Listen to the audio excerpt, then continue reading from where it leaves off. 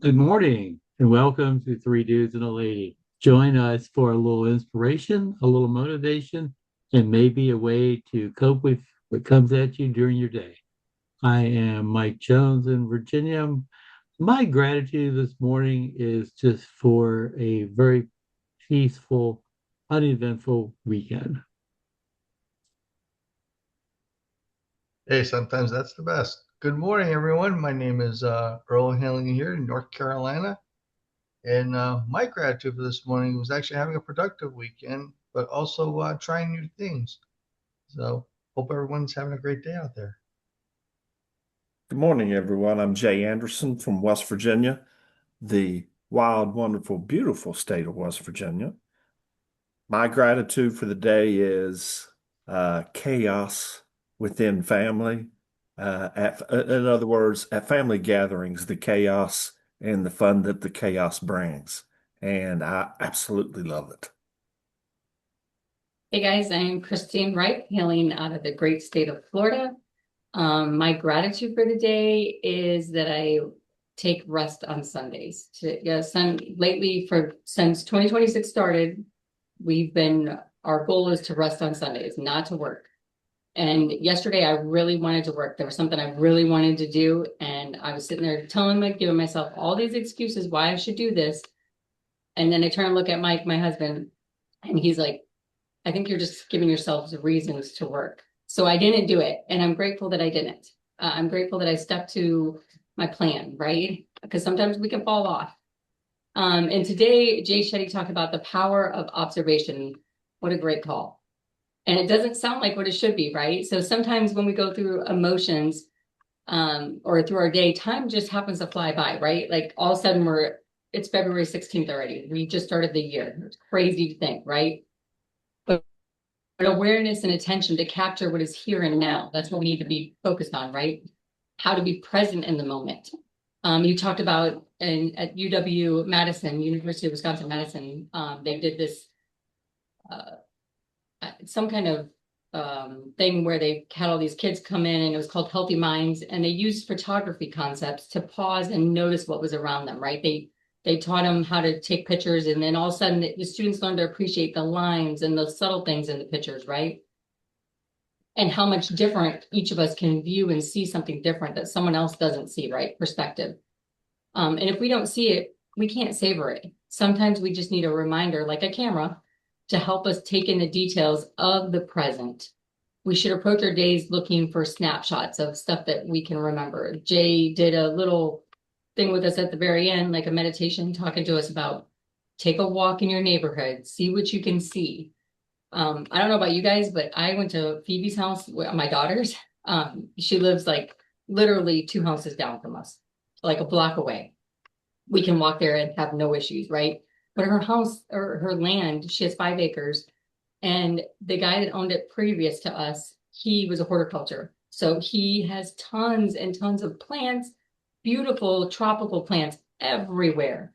It is gorgeous. Phoebe, on the other hand, does not like it. She wanted to mow everything over, and we're like, no, no, no, we're keeping all of this here. Whatever you don't want on this side of the house, we'll give to family and friends who want plants or want trees or whatever. So we were able to give some away, but her house is beautifully landscaped. It's just, she just feels like it's a bunch of stuff. That's what in her mind it is, right? So our perspective is these plants are so beautiful, they're expensive, they're rare. Like this guy was able to grow them here for some reason. We want to keep them, right? And she's like, no, we don't need to keep these. All they are is it's more work for me to take care of them. And we're like, we'll come up and take care of them. Right. So perspective, right? For us, this is beautiful. For her, it's just too much. What did you guys get from it? Well, I got either she didn't really care for them or she trained you guys to take care of them for her. Yeah. Luckily, a lot of them are self-sufficient, so there's not a lot of work involved. And Mike and I are there up there anyway because we're remodeling her. We actually added an addition onto the house for her. So we're up there almost every day working on it, except for Sundays. Sundays we do not. Except for Sundays. Yep. I think Kudos when it to you comes, on Sundays. Thanks. It's a work in progress. Okay, we're not perfect. I think when it comes to like flowers and plants or any kind of gifts like that, I think you're going to get different opinions from different people, no matter how they look at it. Whether you're buying, let's just say, a beautiful flower plant for your front of your house, to beautify your garden or your house, whatever it is, or if it's something for the kitchen table or the dining room table to beautify the room. Some people think it's beautiful, other people think, it belongs outside. Everyone's going to have different opinions. I think what's more important is what you think, you person who received them, and just observe the beauty of it. Yeah, it's funny, like so I don't really celebrate Valentine's Day. Sorry, guys. No, I just don't. And so I told my son, I was like, okay, Braden, like, not everybody is like your mom. So you need to make sure that Isabella and you are not going to celebrate Valentine's Day. You need to talk, you guys have to have a conversation about it, because if she's expecting you to get her something and you don't get her anything, it's going to be on you. Yes. And I said, and you guys have a newer relationship. Like, I mean, they've been together for a year and a half, 2 years, something like that. But so I guess I was giving them food. I was giving them money to go get food, right? So I was like, okay, I'll give, not Valentine's Day. This was like the day before. And she told Braden, how about we go buy plants instead? Instead of buying food, we'll go buy plants. So he bought her a plant for Valentine's Day. He got her a hibiscus, and it's beautiful. But like, most people don't just say, instead of buying food, let's go buy plants. So, like, it was crazy. I know a lot of people, a lot of ladies are resentful of roses on Valentine's Day, but other ladies are like, you know what? Just a simple, beautiful flower or plant or something that would beautify, my house or my settings would be just as good. It shows you did it from the heart. And like I said, other people will observe it differently, but I think it's case by case basis, really, Christine. Yeah, agree, Earl. Perspective, right? Exactly. Yeah, perspective. Exactly. Good. That word's getting ready to come into play here. Yep. So the power of observation is just that, perspective. Okay. And I'm going to give you a quick example. My world of observation came to me early in life. My sister and I both were born with hearing loss. It's genetic. So we didn't have perfect hearing worlds. So our world of observation may be slightly different than Ural's world who have good hearing, because observation to us was part of our communication skills. And we and I will say this before I go into that. I've become relaxed. Hearing aids and technology have changed my observations just by technology. Okay. So I'm not as sharp as what I used to be. But before pre-hearing aids, my observation world was I was able to take a quick glance at someone during a conversation, and purely by body stance, by head tilting, my observation also allowed me to get moods from people.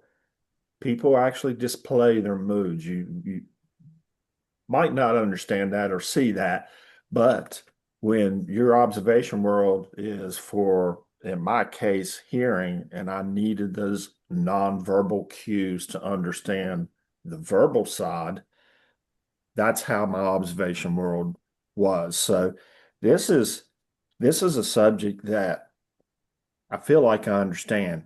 Doesn't mean that I practice it, okay? But I feel like I understand it.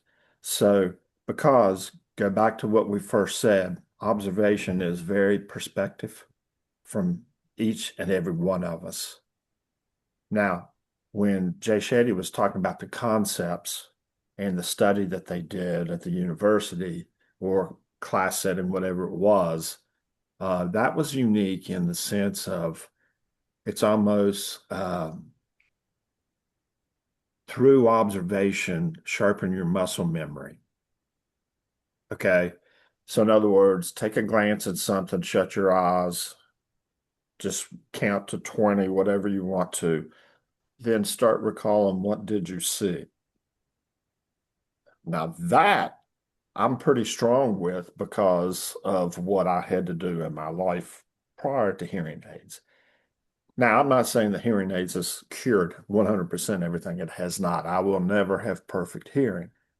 However, I can hear enough to where I can relax and my observation skills don't have to be as on cue. I used to be able to read lips like you would not believe.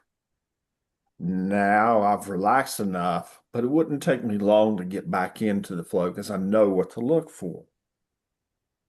Observation to me is a beautiful thing, and I treat it as such because it's also what has allowed me to get through life.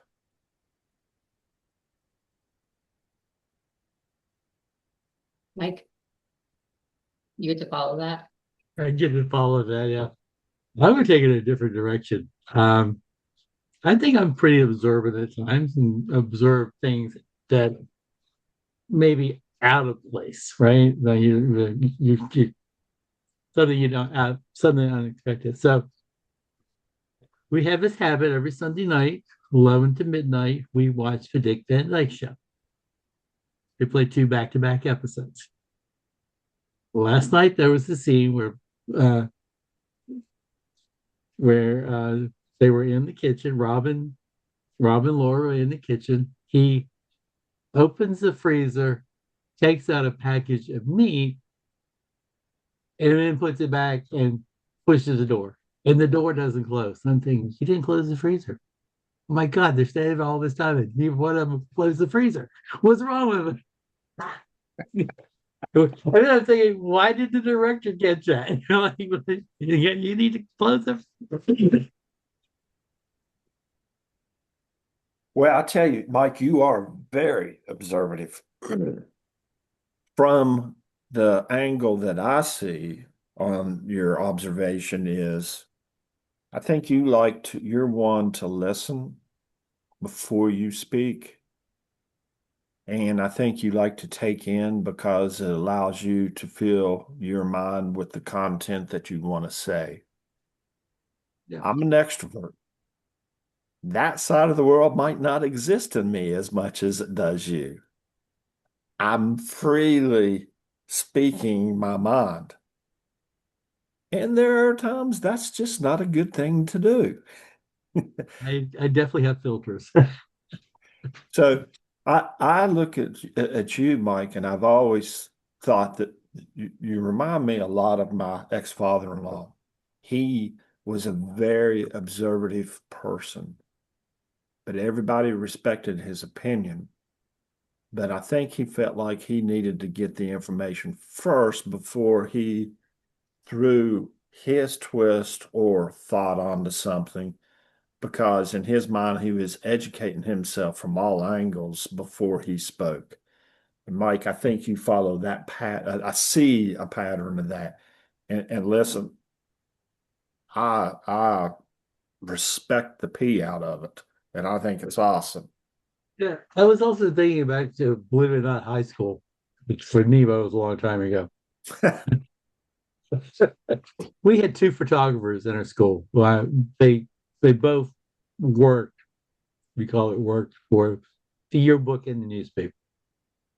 And I was on the newspaper staff, but they had different. I'm realizing now they had different perspectives. Pam, who went on to be a professor of art at Virginia Commonwealth University, was the more creative of the two. Jason was just going to photograph things as they happen, right? But there's there's a picture in one of our yearbooks. I'm pretty sure it's me at a car wash holding a hose up to my face, drinking water. She caught it just at the perfect time, things like that. She also taught me, she did a picture of it I tried to duplicate. Lie on your back under a tree in the summer with a camera and just take a picture. And I did that, and I still cherish that picture. It's downstairs, the basement, unfortunately, but like everything, and eventually ends up in the basement, right? I was worried that you were going to say that he took a picture and you were going, Not in high school. I'm just Unless, kidding. I'm So let's only see what. playing on that. Well, and that's the thing. The word observation takes on, I mean, that is about a broad of a word that you can actually say and get away and cover a lot of ground just by saying observation, Mhm. because it depends on the angle that you're trying to view something, and I think for me, and this is just for me, I felt like Jay Shetty was trying to say to me, open my eyes and look at everything around me. He's trying to say, be present in the moment. And Christine, you said that in the beginning, in the intro, of being present in the moment. And a lot of times we all fail for that because he's like, uh, are you walking through life with your head down and leaning forwards? And I think we do sometimes. I think stress helps that catalyst to keep the head down. I think our emotions get caught up sometimes in things and we don't pay attention to maybe. Uh, I took a class one time, and I've said this before, and it was in management. And the class was, do we really concentrate on the actual problem, or are we too busy taking symptoms and thinking that the symptom is the problem?